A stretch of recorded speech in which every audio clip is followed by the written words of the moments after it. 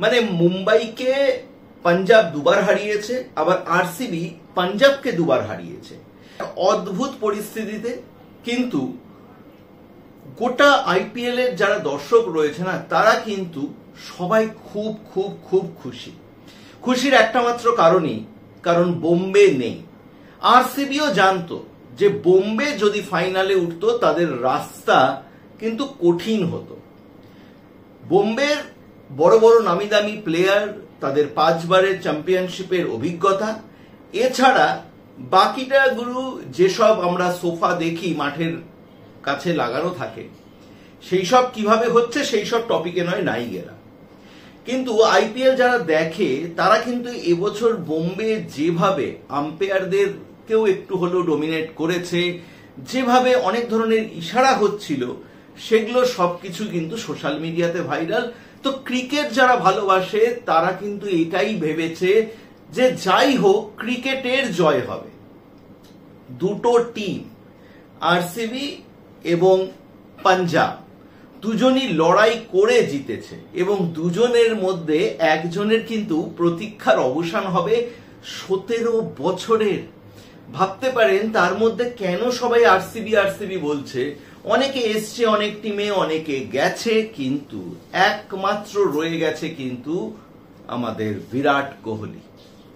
18 বছর ধরে অনেকের হাত ঘুরেছে, এবি ডেভিলিয়ার্স এসছে, অনেকে এসছে সে এবি ডেভিলিয়ার্স খেলার জন্য, আবার চলে এসছে, কিন্তু এত বড় মাপের প্লেয়ার তারপরেও তার হাতে কিন্তু কোনোভাবে কাপটাই ওঠেনি।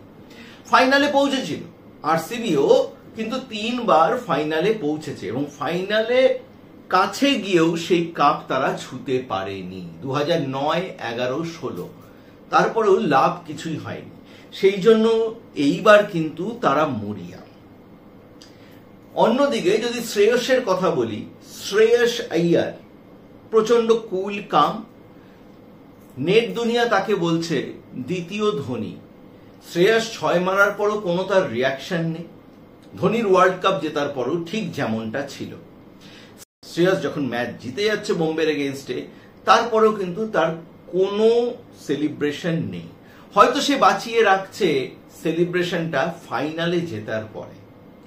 আলটিমেটলি লোকে ভাবছে ক্রিকেটের জয় হবে, কারণ নরেন্দ্র মোদী স্টেডিয়ামের সমস্ত রেকর্ড কিন্তু ভেঙে দিয়েছে। এবার আইপিএল এর কিছু অদ্ভুত তথ্য আছে। 2025-এ দুবার বোম্বের সাথে পাঞ্জাবের দেখা হয়েছে, দুবারই পাঞ্জাব ডমিনেট করেছে এবং দুবারই তারা মুম্বাইকে হারিয়েছে। এবং মুম্বাইয়ের সর্বকালীন যে রেকর্ডগুলো 200+ করলে তারা কোনোদিনও হারে না। নরেন্দ্র মোদী স্টেডিয়ামের 6টা ম্যাচ যেটা হয়ে গেছিল, 7 নাম্বার ম্যাচ ছিল, সেখানে সবাই যারা প্রথম ব্যাটিং করেছে তারাই জিতেছে।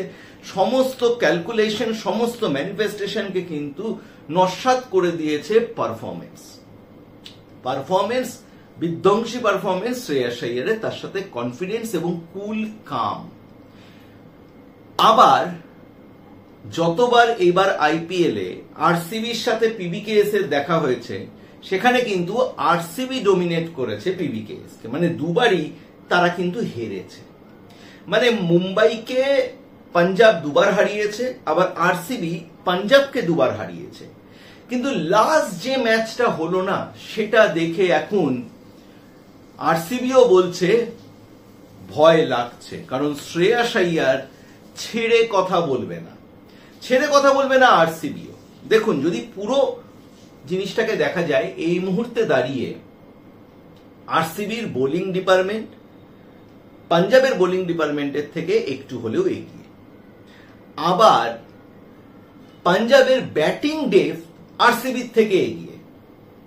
তো একটা ভালো ম্যাচ হোক, যেরকম প্লে অফের প্রথম কোয়ার্টার ফাইনালের প্লে অফের প্রথম যে ম্যাচটা হয়েছিল, যে আরসিবি একাই ডমিনেট করে গেল, সেটা যাতে না হয় পাবলিক চাইছে যেই জিতুক আজকে একটা ভালো ম্যাচ।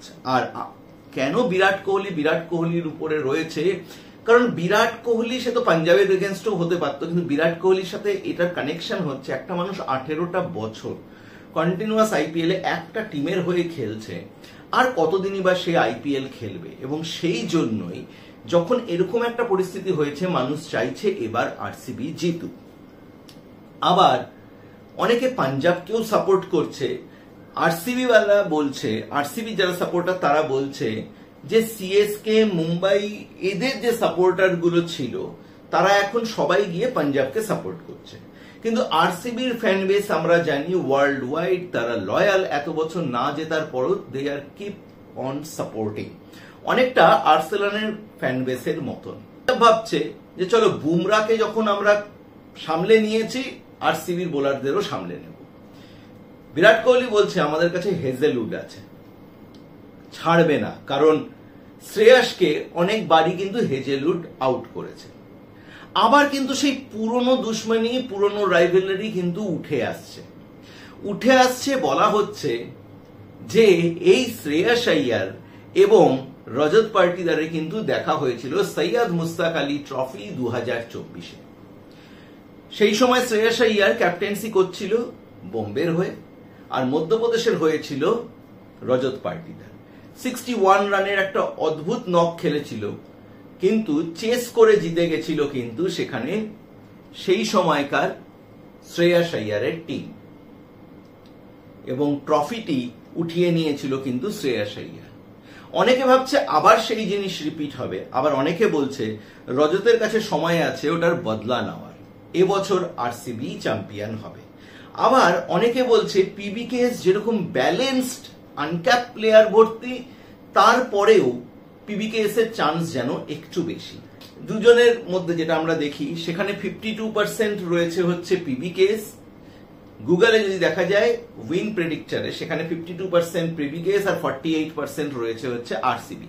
আরসিবি বলছে এগুলো মিথ্যে কথা, এটা পুরোটা প্রেডিকশন দিচ্ছে যে সিএসকে এবং বোম্বে সাপোর্টাররা সবাই ওখানে গিয়ে এখন জড়ো হয়ে গেছে, পিবিকেএস কে সাপোর্ট করছে। কি অদ্ভুত খেলা, কি অদ্ভুত নিয়তি দেখুন। দুটো টিমই এই বছর সিলেক্ট হলো যারা কোনো দিন এই ট্রফি হাতে পায়নি। তো আলটিমেটলি ক্রিকেটের জয় হোক, আলটিমেটলি শ্রেয়সও পারফর্ম করুক, বিরাট কোহলিও পারফর্ম করুক, একটা দুর্ধর্ষ ম্যাচ উপহার পাক গোটা পৃথিবীর ক্রিকেটবাসী। কারণ এতদিন ধরে ম্যাচ হয়েছে, মাঝখানে ম্যাচ বন্ধ হয়েছে, অনেক প্লেয়ার চলে গেছে, এত কিছুর পরেও 2025-এর আইপিএলে যেই জিতুক ক্রিকেটেরই কিন্তু জয় হবে।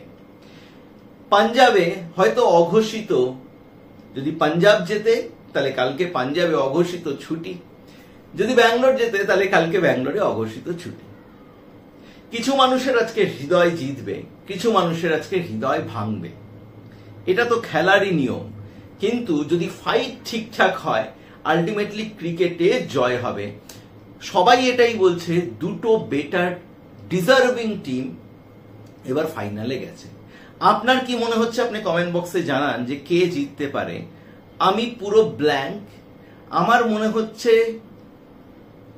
মন বলছে আরসিবি, ক্যালকুলেশন এবং মাথা বলছে শ্রেয়াস আইয়ারের টিম পাঞ্জাব। আপনার কি মনে হচ্ছে কমেন্ট বক্সে জানাতে ভুলবেন না।